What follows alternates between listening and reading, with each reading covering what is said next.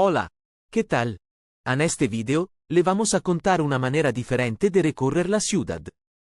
En estos 2 días, planificamos varias actividades pagas, que visitaríamos gratuitamente con la Paris Museum Pass. Hay varios países turísticos en París, pero este es el que se adaptaba a nuestros intereses. Ustedes tendrán que buscar el que se adapte a los suyos. Empecemos. La Paris Museum Pass, como las que hay en muchísimas ciudades del mundo, permite el acceso gratuito y preferencial a varias atracciones de la ciudad. Lo más importante es saber si vale la pena comprarla y esto se decide de manera simple. Calcular el costo de las atracciones que queremos ver sí o sí, y compararlo con el precio de la tarjeta. Si este les da igual o menos, se compra. Por ejemplo, nuestro cálculo fue este. Una precaución que deben tener es que los menores de 26 años entran gratis a muchas atracciones y obviamente no le conviene comprarla en ese caso. Nuestro día comenzó en el Hotel de Ville, el ayuntamiento de la ciudad. El edificio es de una belleza memorable.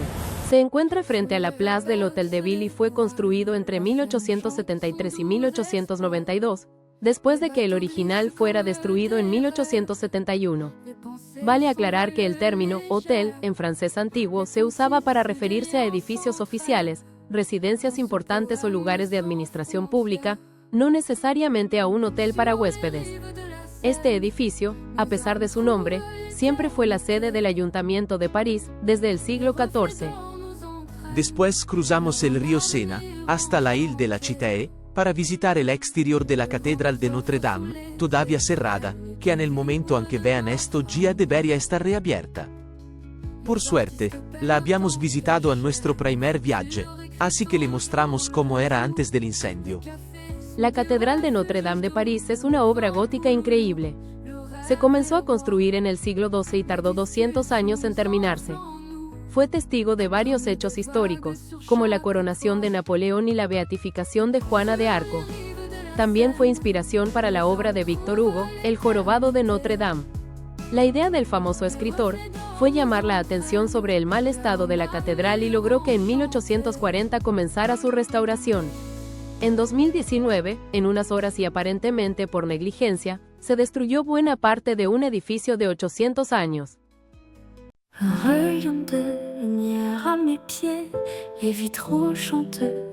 Nuestra siguiente visita fue a la Sainte-Chapelle. Fue construida por Luis IX, luego San Luis, en el siglo XIII, para guardar las reliquias de la Pasión de Cristo.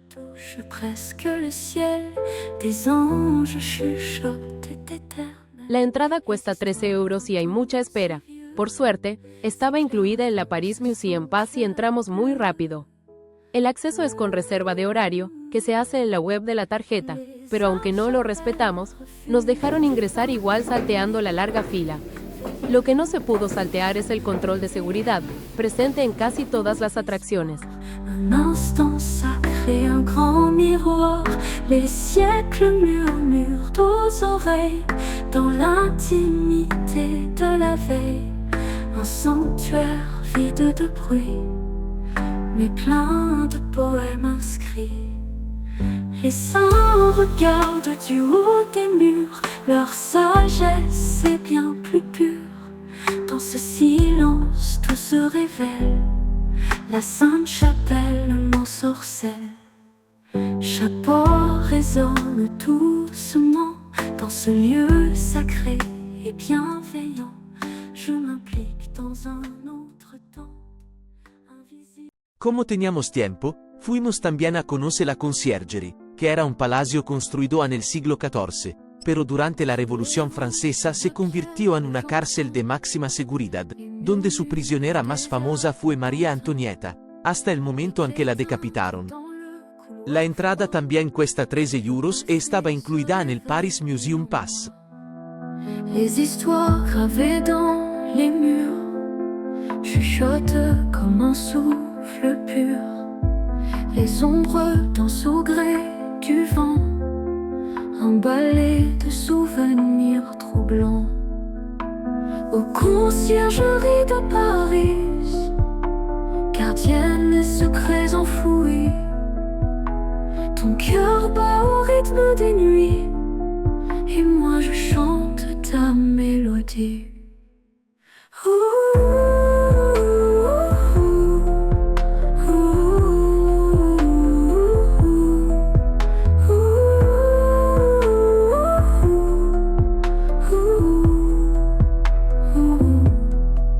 Les pierres ont vu passer les rois, les princes et les gens de foi, des vérités et des mensonges, tous ont pris. Sur les réverbères qui racontent l'histoire, je marche doucement avec un air de victoire.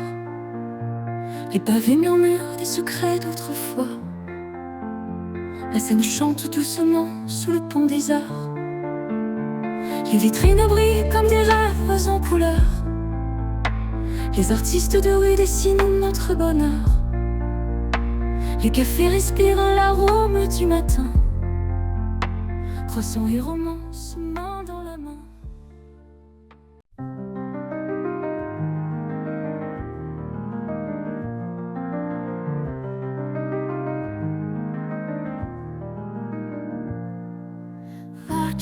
Sacré sous les étoiles. El cœur se... Ya dejando la isla y cruzando el río hacia el barrio latino, llegamos al Panteón de París. El Panteón se construyó originalmente como una iglesia consagrada a Santa Genoveva en el siglo XVII, pero como muchos lugares, cambió su función durante la Revolución y se convirtió en un lugar para honrar a los personajes más importantes de la historia de Francia. Es un edificio clásico con una importante cúpula, a la que se puede subir en algunas épocas y pagando un costo extra. En el interior se pueden ver pinturas y esculturas, además de la cripta en el subsuelo. En la cripta descansan los restos de importantes personajes como Marie Curie, Voltaire, Victor Hugo, Alejandro Dumas, Rousseau y muchos más. El costo es de 13 € y estaba incluida en el Paris Museum Pass. Il fait écho au jour d'hier, le Panthéon où tout est gravé.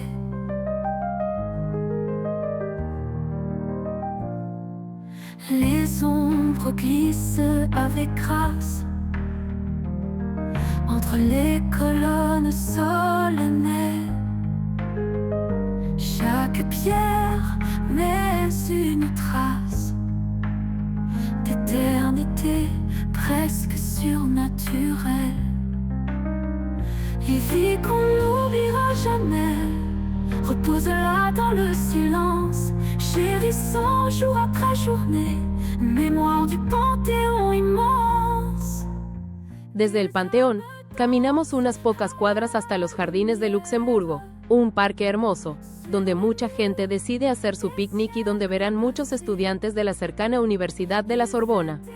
La construcción del palacio y los jardines tuvo lugar entre los años 1615 y 1617, cuando María de Médicis, cansada de la vida en el Louvre, decidió ordenar la construcción de un palacio a la italiana hecho a su medida. Con el estallido de la Revolución Francesa, el palacio acabó convertido en una prisión, mientras que durante la Segunda Guerra Mundial fue utilizado como cuartel por los alemanes, que construyeron un búnker en el jardín.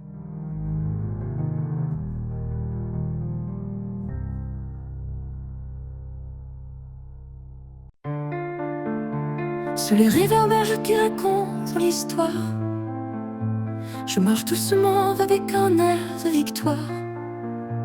Les pavés murmurent des secrets d'autrefois. La scène chante doucement sous le pont des arts. Les vitrines brillent comme des rêves en couleur. Les artistes de rue dessinent notre bonheur. Les cafés respirent l'arôme. Entre las curiosidades que encontramos en el camino, se encuentra la Torre Saint-Jacques, que es lo único que quedó de una iglesia bombardeada en la Segunda Guerra Mundial. Chaque coin de rue devient une parole. Les souvenirs dansent comme des étoiles. Ya saliendo de la zona del barrio latino, tratamos de conocer el Centro Pompidou, pero como no lo teníamos planificado, nos encontramos con que los martes está cerrado. Des chansons. Les amoureux se perdent dans les visions. Les bons départs conservent les espoirs d'une vie simple contre les miroirs. Les rues comme des poèmes à dévoiler. Les rires des enfants dansent d'un pied à l'autre. Les vieux murs chantent l'écho des années.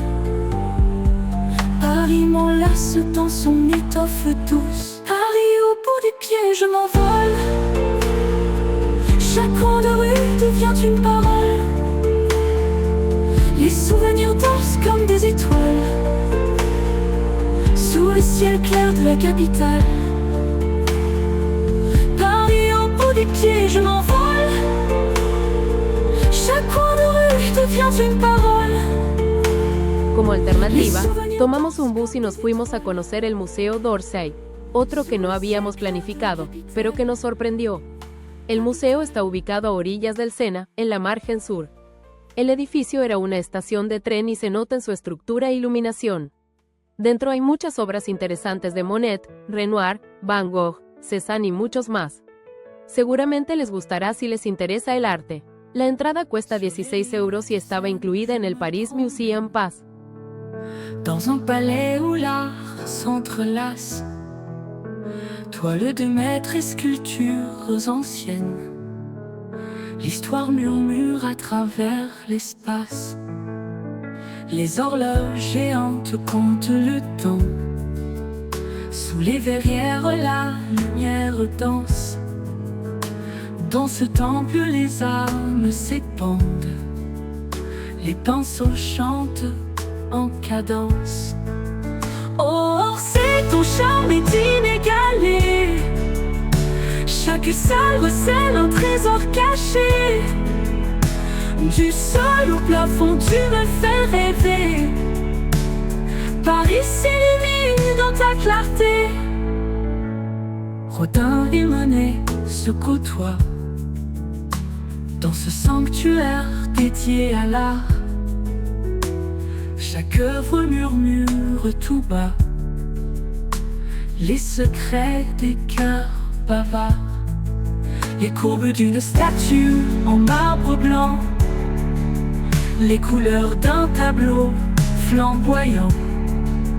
Toutes ces merveilles à chaque instant m'enlacent comme un doux courant.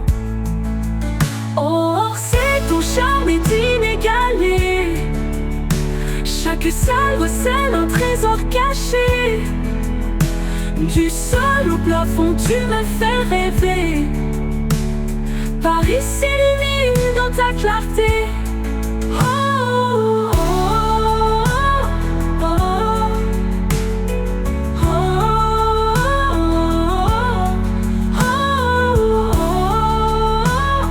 oh, dans ta clarté. Oh, Orsay, ton charme est inégalé. Chaque salle recèle un trésor caché. Du sol au plafond, tu me fais rêver. Paris s'illumine dans ta clarté.